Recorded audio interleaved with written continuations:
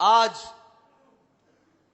اس منافق انسان میں بھی کچھ لوگوں کو اچھائیاں نظر آنی شروع ہو گئی ہیں، جس نے ریاست مدینہ کا نام لے کر اور حضور سید عالم صلی اللہ علیہ وسلم کے اس پاک نظام کا نام لے کر اور قوم کو چونا لگانے کی خاطر ادھر طیبہ کی گلیوں میں جوتیاں اتار کر اس نے طیبہ کے عاشقوں کے اوپر گولیاں برسائیں۔ آج وہ منافق کو بھی ننگا کرنے کی ضرورت ہے۔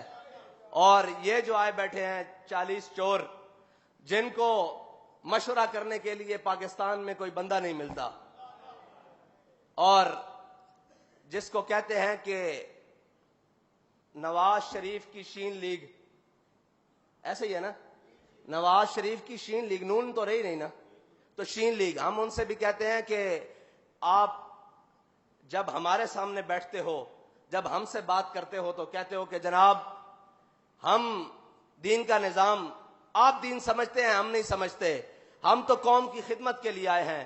تو آپ کو کیا نظر نہیں آ رہا کہ چولستان میں لوگ پیاس سے مر رہے ہیں، اور آپ قومی خزانے میں سے کروڑوں اربوں روپے خرچ کر کر اور ملکی جہاز لے کر کابینہ بھر کر باہر لے کر جا رہے ہو؟ اگر آپ کے پاس زیادہ پیسے آ گئے ہیں تو یار ان غریبوں کو پانی فراہم کرو۔ اور چولستان میں ڈیزرٹ ریلی کے نام پر اربوں کروڑوں خرچ کرنے والے وہ عیاش، جنہوں نے عیاشی کا سامان کرنے کے لیے وہاں پر پورے پورے خیمے اور بستیاں بسائی جاتی ہیں، وہ کہاں گئے ہیں سارے عیاش؟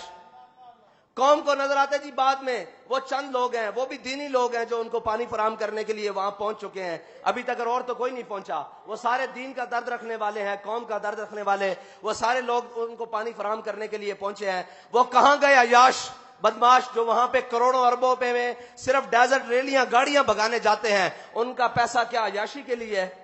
ان کا پیسہ کیا بدماشی کے لیے ہے؟ ان کا پیسے میں سے کیا غریبوں کا حصہ کوئی نہیں ہے کہ وہ کروڑوں کا اور اربوں کا ڈیزل وہاں لگاتے ہیں، رات کے خیمے بستے ہیں اور جو بھی کرتوت کرتے ہیں اس سے ہمیں کوئی غرض نہیں؟ لیکن کیا غریبوں کو صاف پانی بھی نہیں وہ دے سکتے؟ کیا ان کی مدد کے لیے کوئی پانی کا انتظام بھی نہیں کر سکتے؟ بھائی مسئلہ یہ ہے کہ پانی اگر رک جائے تو اوپر امیر المومنین حضرت عمر بیٹھے ہوں تو وہ خط سے چل پڑتا ہے، لیکن اگر اوپر ایسے لائن بیٹھے ہوں، ایسے قماش بیٹھے ہوں، ایسے بدکار بیٹھے ہوں اور ایسے وہ بیٹھے ہوں تو پانی زیر زمین چلا جاتا ہے۔ اللہ تعالیٰ کسی قوم کے اوپر اتنا عذاب نہیں دیتا کہ وہ پیاس سے مر جائیں۔ اللہ تعالیٰ بارشیں برسا دیتا ہے، وہ کہیں نہ کہیں رحم کر دیتا ہے، لیکن اس قوم جس نے 70 سال سے سود کھایا ہو، سود کا نظام چلایا ہو، اللہ اور اس کے رسول سے دشمنی کی ہو اور کفار سے دوستی کی ہو، قرآن میں اللہ تعالیٰ کہتا ہے یا ایھا الذین آمنوا لا تتخذوا اليہود والنصارى اولیاء بعضهم اولیاء بعض۔ جب اللہ تعالیٰ قرآن میں واضح فرما دے لیکن اس کے مقابلے میں ہم وزیر خارجہ بننے کے بعد پہلا دورہ ہی امریکہ کا جانا سمجھیں تو پھر ہم کیا سمجھیں؟ اس ملک کے باغ دوڑ کن کے ہاتھ میں ہے؟ اس ملک کا مستقبل کس کے ہاتھ میں ہے؟ اس ملک کے ساتھ کھلواڑ کرنے والے کون ہیں؟ وہ سارے یہی تو ہیں جو آپ اور میرے سامنے پھر رہے ہیں۔ کبھی ان کا قبلہ امریکہ ہوتا ہے، کبھی ان کا قبلہ چائنا ہوتا ہے، کبھی ان کا قبلہ رشیا ہوتا ہے۔ انہوں نے بیت اللہ کو کبھی قبلہ مانا ہی نہیں، ان کے دلوں میں کبھی ایمان اترا ہی نہیں، انہوں نے کبھی رب کو رب مانا ہی نہیں، رسول کو رسول مانا ہی نہیں، ورنہ سود جیسی لعنت جس نے آج ملکی معیشت کو، اچھا جی ساری باتیں کرتے ہیں، وہ کہتے ہیں جی مولویوں نے کھ نہیں چھوڑا۔ اب مجھے بتاؤ کہ مولویوں نے 200 روپے کا ڈالر کیا ہے؟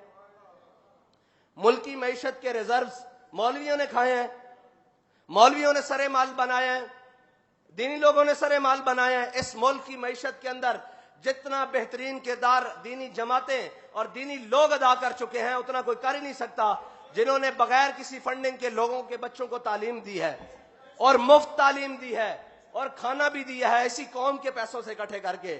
نہ کبھی کسی سے باہر مانگنے گئے ہیں، نہ کبھی کسی کے آگے دامن پھیلایا ہے، نہ بھی کبھی کسی کو پکارا ہے کہ آؤ ہم مر گئے، ہم سے مدرسے نہیں چلتے، ہم سے تعلیم نہیں دی جاتی۔ آج بھی جس کی سب سے کم تنخواہ ہے وہ امام مسجد ہے۔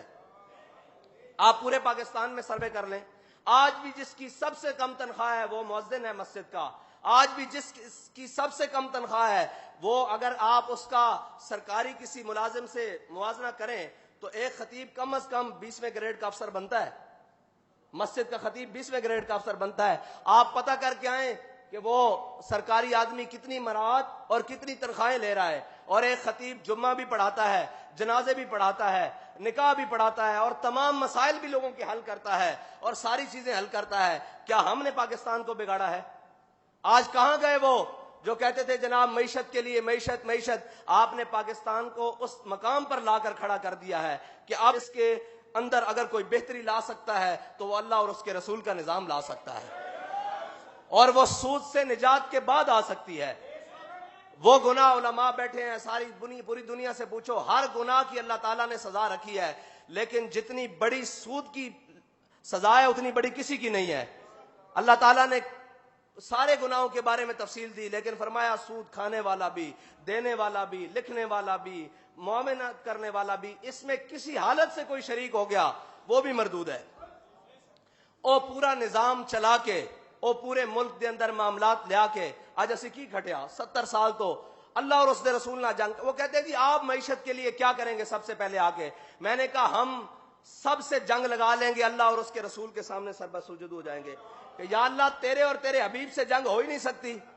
70 سال سے ہم نے اللہ اور اس کے رسول سے جنگ لگا کر اس کی معیشت ٹھیک کرنے کے لیے اپنا پورا زور لگا رہے ہیں، ایڑی چوٹی کا زور لگا رہے ہیں اور قرضوں میں لگا رہے ہیں۔ وہ کہہ رہے جی ہماری کوئی سنتا نہیں، منگت کوڑوں منگن والا رہ ہمیشہ خالی، اس کی دینا دان محمد جڑا آپ سوالی۔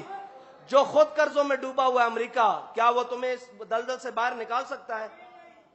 حضرت مولا کائنات رضی اللہ تعالیٰ نے فرماتے ہیں جب کیسر و کسرا فتح ہوئے نا تو میرے حصے میں مال غنیمت کسرا کے محل کا ایک بالشت قالین آیا، فرماتے ہیں میں نے 70,000 درہم میں بیچا اس کو۔ یہ ہے اسلام کا نظام۔ اور اچھا بات کرو تو تکلیف ہو جاتی ہے اوپر باہر سب کو۔ اگر اسلام میں نظام معیشت کو دیکھا جائے، تمام علماء سب سے پوچھا جائے، اسلام میں معیشت کی پہلی جڑ تو جہاد ہے، جس سے تم منکر ہو کے بیٹھے ہو۔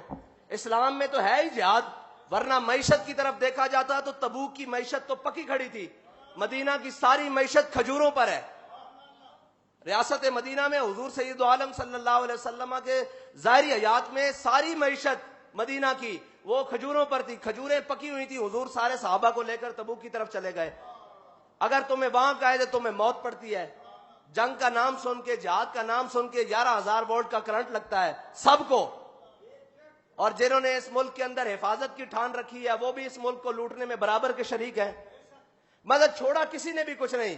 اب کہتے ہیں جناب کیا ہوگا، پاکستان کا دیوالیہ ہو جائے گا، آپ کا کیا پلان ہے؟ میں کہا ہمارا ایک ہی پلان ہے جو بابا جی فرما کر گئے ہیں کہ اس ملک سے سود کو ختم کرو، اللہ اور اس کے رسول کی بہاریں آتی ہوئے تم اپنی آنکھوں سے دیکھ لو گے۔